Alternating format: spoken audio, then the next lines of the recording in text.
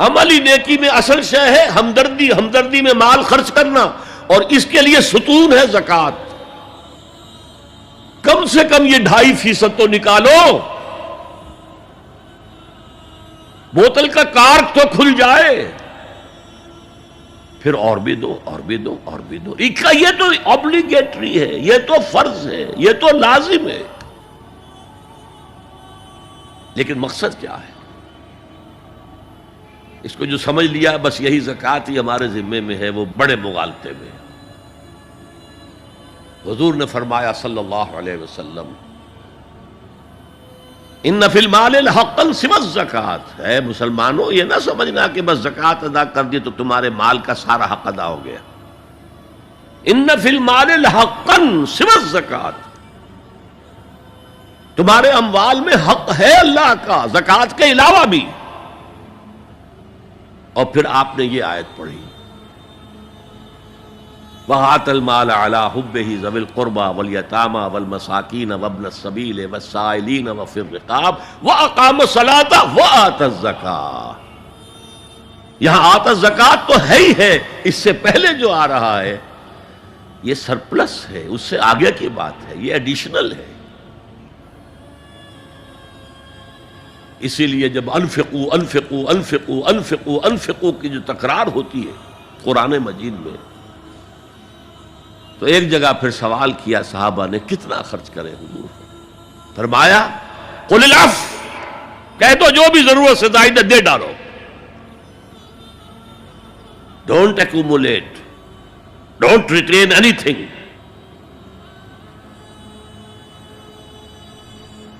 ایک بات آپ سے کہوں، آپ کچھ چونک جائیں گے، حضور نے کبھی زکوٰۃ دی؟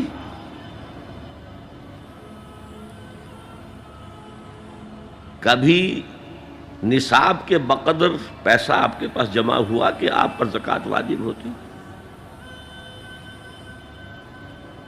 کیسی عجیب بات ہے۔ ارکان دین میں سے ایک رکن سرے سے غائب، کبھی آپ نے مال رکھا ہی نہیں۔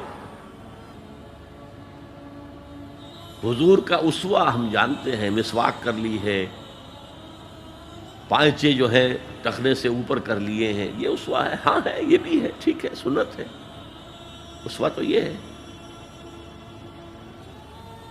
اور صرف آپ کا نہیں، جنہیں ہم کہتے ہیں فقراء صحابہ، ابو ہریرہ، ابو ذر، سلمان فارسی، علی رضی اللہ تعالی عنہم اجمعین، یہ فقراء صحابہ میں سے تھے، کبھی کچھ نہیں رکھا اپنے پاس۔ میں نے بتایا تھا آپ کو شاید کہ حضرت علی کی جب شادی ہو رہی تھی حضرت فاطمہ سے، کوئی مکان تھا ہی نہیں، کہاں لے کے جائیں؟ ایک انصاری نے ایک حجرہ دیا ہے اپنے مکان کا، اس میں حضرت فاطمہ ودا ہو کر گئی۔ He didn't have any home۔ ابو ذر وہ تو دوسری انتہا کو چلے گئے تھے۔ قانون یہی ہے، حلال سے کماؤ، اگر ایک حد سے آگے بڑھ جائے تو زکوٰۃ دے دو، باقی تمہارے اختیار میں ہے، دینا چاہو دو، نہ دینا چاہو رکھو اپنے پاس۔ قانون اس سے زیادہ آپ کو پابند نہیں کرے گا۔ کبھی بھی آپ نے جبر نہیں کیا، ایمرجنسی میں بھی جبر نہیں کیا۔ ایک واقعہ آتا ہے کہ حضور کو کئی وقت کا فاقہ تھا، تھوڑی دیر کے بعد حضرت ابو بکر آئے، آپ نے چہرے سے پہچان لیا کہ فاقے سے۔ پھر حضرت عمر آئے، پہچان لیا کہ فاقے سے۔ شاید حضور خود اپنے لیے نہ اٹھتے نہ جاتے، اپنے دونوں ساتھیوں کو لے کر ایک انصاری کے باغ میں پہنچ گئے۔ انصاری کی عید ہو گئی، فوراً لا کر اس نے کچھ کھجوریں، کچھ انگوروں کے گوشے رکھے۔ اس کے بعد وہ دوڑا چھری لے کر کسی جانور کو ذبح کرنے کے لیے۔ یہ ساری تفسیریں میں کیا بتا رہا ہوں، مال یہ نہیں تھا کہ مدینے میں سبھی فاقے سے تھے، موجود تھے جن کے پاس مال تھا، لیکن جبراً آپ نے کسی سے کچھ نہیں لیا۔ جب وہ چھری لے کر چلا، فرمایا دیکھنا کسی دودھ والے جانور کو نہ ذبح کرنا۔ بہرحال کچھ دیر کے بعد وہ گوشت پکا کر لایا، روٹیاں رکھیں. اس کے بعد حضور نے ایک روٹی پر چند بوٹیاں رکھ کر کہا یہ عائشہ کو دے آؤ، اسے بھی کئی وقت کا فاقہ ہے. اور پھر حضرت عمر کی طرف رخ کر کے کہا عمر یہ ہیں وہ نعمتیں جس کا حساب دینا پڑے گا اللہ کے ہاں. وَأَمَّا بِنِعْمَةِ رَبِّكَ فَحَدِّثْ، اور یہ جو فرمایا گیا الہاکم التکاثر میں نعمتوں کا حساب لیا جائے. وَلَتُسْأَلُنَّ يَوْمَئِذٍ عَنِ النَّعِيمِ، فرمایا یہ نعمتیں ہیں. تو یہ ہے اصل میں انفاق کا معاملہ. آپ کے اس پر چھوڑ دیا گیا ہے. جتنا بھی آپ میں جذبہ ہے، جتنا بھی آخرت کا یقین ہے، اتنا ہی آپ پسند کریں گے کہ آخرت کے بینک میں جمع کرائیں، یہاں کے بینکوں میں کیوں جمع کرائیں. یہاں کتنا دے دیں گے آپ کو؟ 10%، 20%. وہاں 700% ملتا ہے. 700% نہیں، 7,000، 700 گنا. Why to keep it in these banks؟ حضرت مسیح کا جو پہاڑی کا واس بہت مشہور ہے، سرمن آف دا ماؤنٹ، بڑے پیارے الفاظ ہیں. میں آپ سے اپنا تاثر عرض کیے بغیر نہیں رہ سکتا.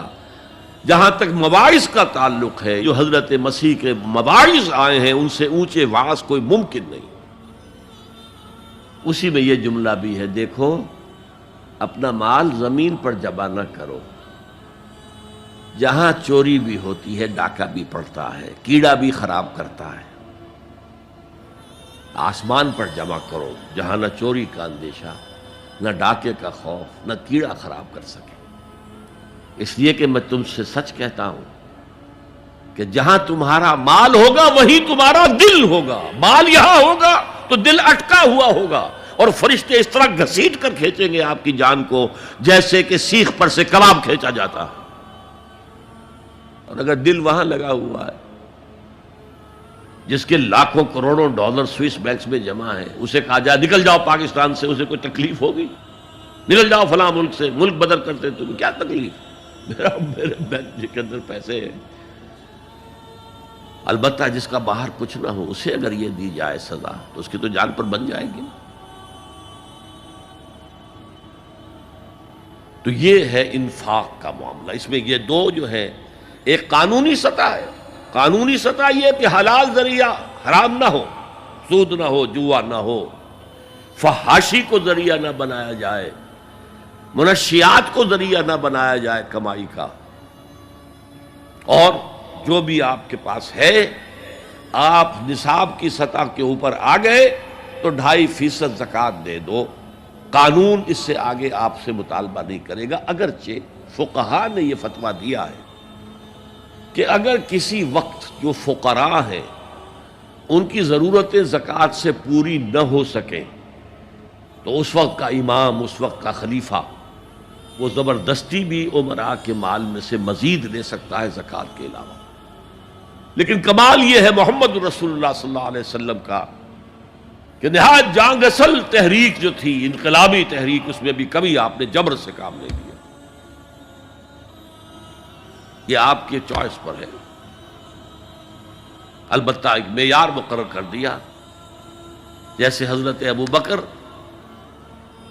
غزوہ تبوک کے موقع پر سب کچھ لے آئے تھے گھر میں جھاڑو پھینک کر. عام حالات میں یہ نہیں. ایک شخص آئے، صحابی انصاری، میں اپنا سب کچھ اللہ کی راہ میں دینا چاہتا ہوں. فرمایا نہیں، تم چاہتے ہو کہ اپنے ورثاء کو غریب اور فقیر بنا کر جاؤ؟ اس نے کہا اچھا میں آدھا دے. نہیں، آدھا بھی بہت ہے. فرمایا تہائی دیتا ہوں. فرمایا ہاں تہائی کافی ہے. وَالثُّلُثُ کثیر، اور ثلث بھی بہت ہے. اور یہی قانون ہے وراثت کا. آپ ثلث سے زیادہ، 1/3 سے زیادہ کی وصیت نہیں کر سکتے. 2/3 مال جو ہے کم سے کم وہ صرف قانون وراثت کے مطابق تقسیم ہو، اور کسی وارث کے لیے وصیت نہیں کر سکتے. ایک بیٹے کو اس کا حصہ بھی مل جائے اور پھر مزید جو ہے وصیت نہیں. وارث کے لیے لا وصیت لوارث.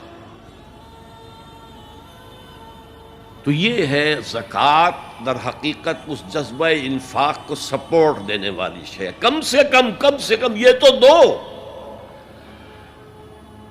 بوتل کا کارک کھل جائے گا تو مزید بھی نکل آئے گا اس میں سے. وَآتَ الْمَالَ عَلَىٰ حُبِّهِ ذَوِي الْقُرْبَىٰ وَالْيَتَامَىٰ وَالْمَسَاكِينَ وَابْنَ السَّبِيلِ وَالسَّائِلِينَ وَفِي الرِّقَابِ وَأَقَامَ الصَّلَاةَ وَآتَى الزَّكَاةَ.